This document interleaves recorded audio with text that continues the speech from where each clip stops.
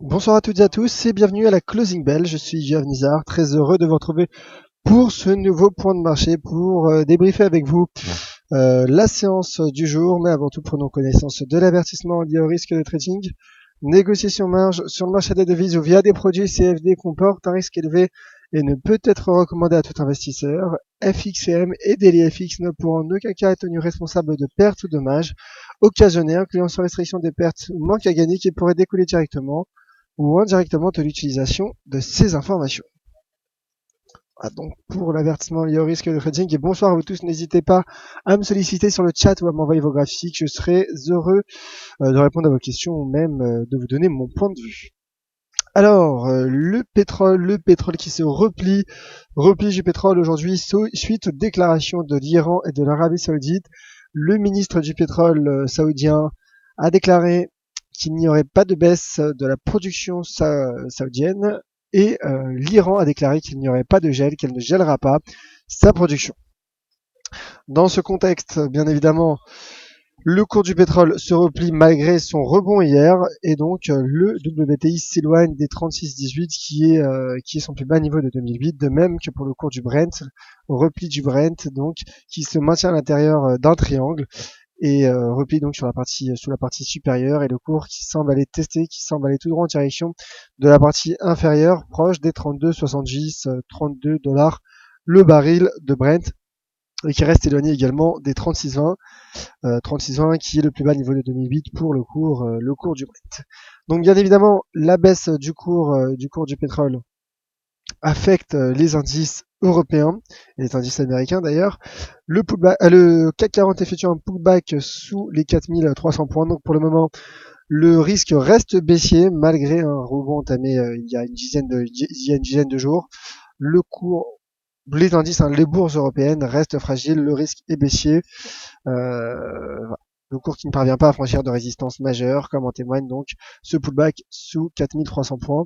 Et donc le cours qui pourrait atteindre les 4167 points à court terme pour le cours du CAC 40. Et le DAX également, le DAX qui se replie, donc le CAC 40 qui, juste pour être complet sur l'indice parisien, le CAC 40 qui, dans les derniers échanges, perd 1,35%. Et le DAX d'ailleurs, qui au moment où je vous parle, perd 1,60%. Et le DAX donc qui également se replie et repasse sous le seuil symbolique à 9500 points. Et donc pour le moment également le risque est plutôt baissier pour les indices, pour les marchés actions. D'ailleurs on le verra également pour Wall Street, le risque est également baissier. Alors en effet, malgré ces cassures de droite de tendance baissière, que ce soit pour le CAC ou le DAX, finalement, comme le montre le MACD de l'indice allemand, il y a en effet un croisement de la ligne MACD, de la ligne de signal par la ligne MACD, mais il reste en territoire négatif. Donc cela montre que pour le moment, il s'agit simplement d'un rebond technique, qui se poursuit, mais la tendance de fond, la dynamique de fond est baissière. Donc risque baissier pour les indices européens qui ne franchissent pas de résistance. Passons aux indices américains avec l'indice large de Wall Street, le S&P 500. Le S&P 500 qui était proche de casser, de franchir ce seuil à 1947 points, qui aurait validé une figure de retournement sous la forme d'un double creux, donc qui aurait validé un double bottom. Toutefois, le cours se replie sous cette ligne de coup potentielle et donc l'indice S&P 500 qui se stabilise dans un range entre 1810 et 1947. Alors en effet, si on avait franchi de manière significative cette ligne de coup, là le cours en effet aurait pu d'une part repasser au-dessus des 2000 points, mais d'autre part atteindre potentiellement, en tout cas se rapprocher des 2100 points. En tout cas, ce n'est pas chose faite puisque le marché ne valide pas ce double bottom et le risque est ainsi baissier puisque le cours se situe dans un range et donc replie sous la partie supérieure d'un trading range. Et en effet, le cours se rapproche des 1870 points. Alors le forex à présent, le forex avec le cours, le taux de change euro-dollar, qui reste baissier, mais toutefois qui retrace légèrement à la hausse sa baisse en intraday. Et cela est notamment dû aux mauvaises statistiques aux mauvaises statistiques américaines, notamment l'indice Case-Shiller et l'indice de confiance de l'Université du Michigan qui sont ressortis inférieurs aux attentes du consensus. Et donc le cours qui est en intraday a bloqué sous un support, a bloqué sur un support à 1,10,035, mais qui ne parvient pas à repasser au-dessus du seuil d'inversion de polarité à 1,1060. Donc risque baissier également pour le taux de change euro-dollar. Je maintiens mon objectif énoncé ce matin dans le Commodities Market Report à 1,0945 $ pour le taux de change euro-dollar.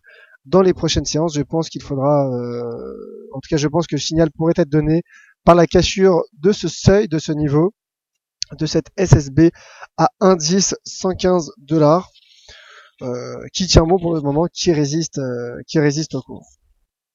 Toujours sur le forex, la livre sterling qui poursuit sa baisse, la livre sterling toujours qui est toujours baissière, hein, notamment avec le risque d'un Brexit, malgré les déclarations de Mark Carney ce matin dans la matinée. Mark Carney qui a affirmé être contre des taux négatifs, contre l'emploi des taux négatifs par la Banque d'Angleterre. Mark Carney, qui je rappelle est le gouverneur de la Banque d'Angleterre, donc qui n'est pas pour l'emploi de taux négatifs, qui a indiqué que la Banque d'Angleterre disposait d'autres moyens, d'autres mesures potentielles. Mais la livre sterling poursuit sa baisse, poursuit sa chute. D'ailleurs, je maintiens ma stratégie baissière sur le taux de change GBP Yen. Le GBP Yen qui est baissier, puisque finalement le Yen se renforce, hein, au même titre que les autres valeurs refuges comme l'once d'or. On va le voir dans un instant. Voilà, donc le Yen qui est baissier, qui passe sous les 158. Donc je maintiens mon objectif à court terme à 157. Et à moyen terme, je pense qu'on pourra aller chercher les 155 yens pour le taux de change GBP Yen. La livre sterling devrait poursuivre sa baisse alors que le Yen fait partie des devises fortes. Alors, avant de passer aux questions, un mot bien évidemment sur le cours de l'once d'or. Le cours de l'once d'or qui progresse, qui profite d'une part de la consolidation du dollar américain et d'autre part de la baisse des indices, des marchés actions.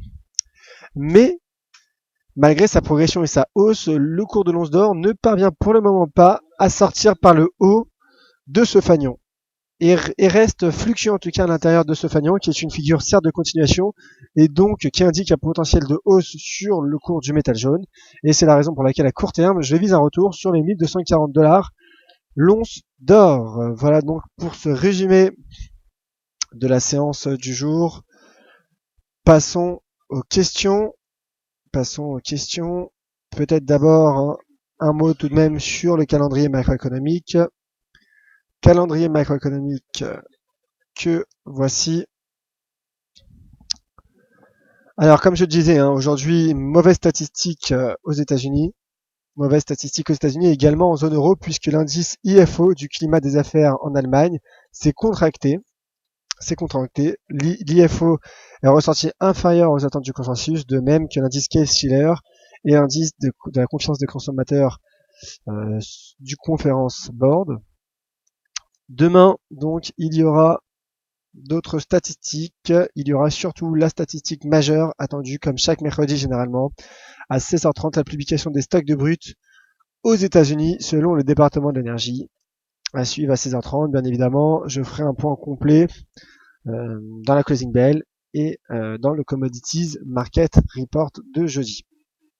Avant de passer aux questions, je vous rappelle que vous pouvez télécharger la newsletter DailyFX, donc sur ce lien, sur cette page que je vous transmets sur le chat.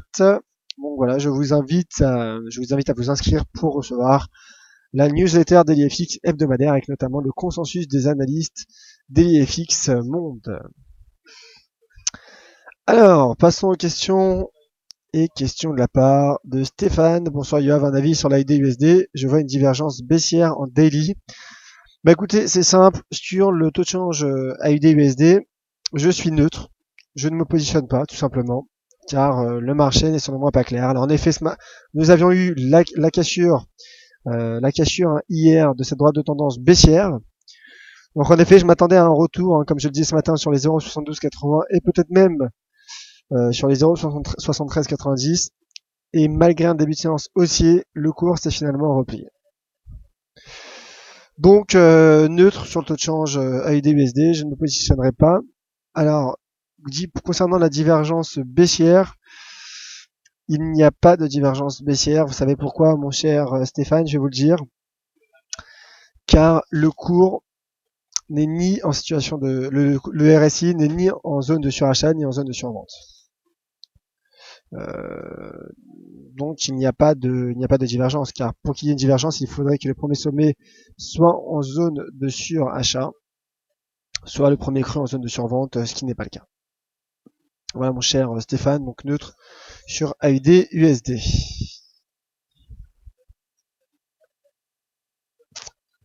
Visiteur qui demande mon objectif sur le taux de change USD Yen.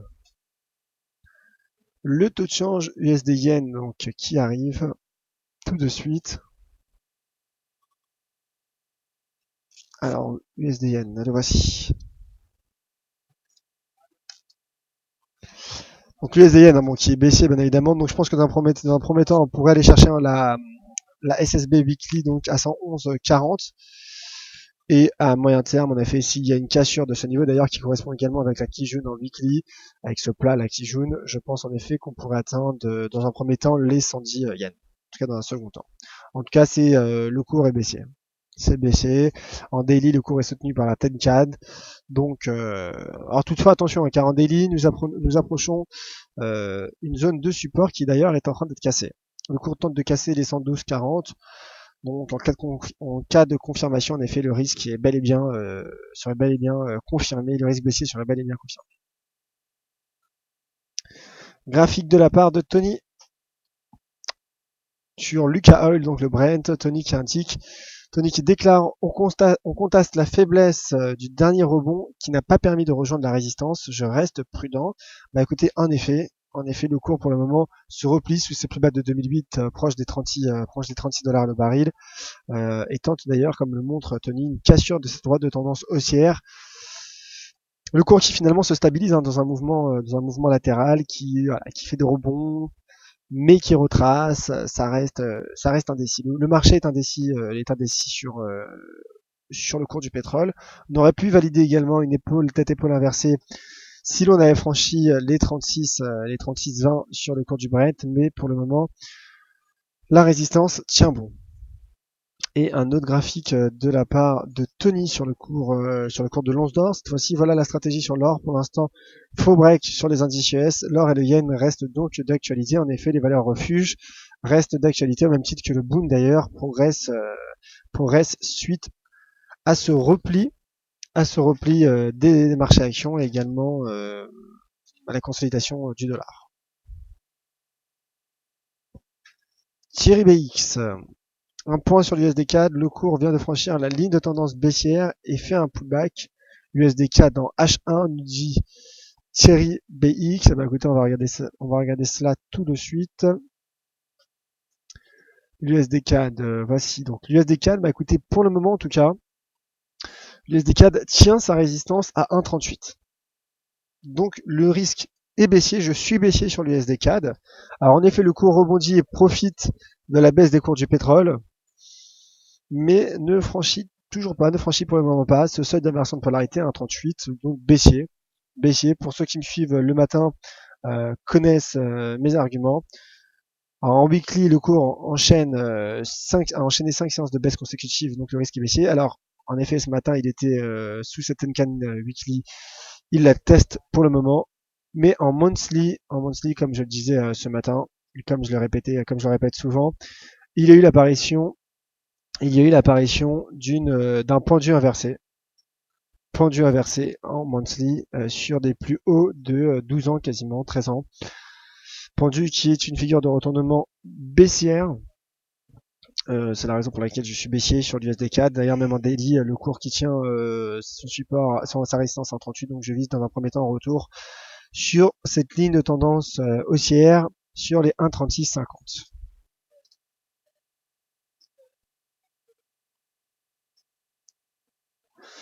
Visiteur qui demande si le GBP, si la livre sterling est corrélée au cours du Brent. Bah écoutez, ce que l'on va faire, on va vérifier tout cela en direct. Alors oui, il y a une corrélation. mais nous allons utiliser l'indicateur Table Correlation, Correlation Table même, sélectionner les actifs concernés, donc le cours du Brent dans un premier temps. Alors, UK Oil, où se trouve-t-il? UK Oil, et on va mettre le taux de change GBP USD. Le GBP USD pour voir, puisque je rappelle que le baril est cote en dollars. Donc en effet, d'une part, il y aura une corrélation avec le dollar, mais d'autre part, voilà, cela permettra de voir. On va mettre sur les 22 dernières séances pour avoir grosso modo un mois de cotation. Et donc le GBP USD, bah écoutez, n'est pas très corrélé à l'UKE sur le mois précédent. Sur le mois précédent, on va regarder peut-être sur une période plus longue, sur les 100 dernières séances. Donc voilà, on remarque qu'il y a une corrélation. Sur les 100 dernières séances, en effet, il y a une corrélation de 90%, à l'inverse de ce qu'on en a pu voir sur finalement le dernier mois où il n'y avait quasiment aucune corrélation. Donc en effet, il y a une corrélation entre les GBP USD et l'UK Oil, mon cher visiteur. Alors, plus d'autres questions sur le chat. Un rappel, demain soir aura lieu l'expiration du contrat Engas pour ceux d'entre vous qui sont exposés, qui êtes exposés finalement au contrat Engas, au gaz naturel. Quant à moi, on se retrouvera de vive voix demain à 10h30 dans le Commodities Market Report pour un suivi de mes stratégies sur matières premières, devises exotiques, devises matières premières. D'ici là, je vous attends sur Twitter, @JoavNizar. Très bonne soirée à tous. C'était la Closing Bell. À demain, 10h30. Bonne soirée.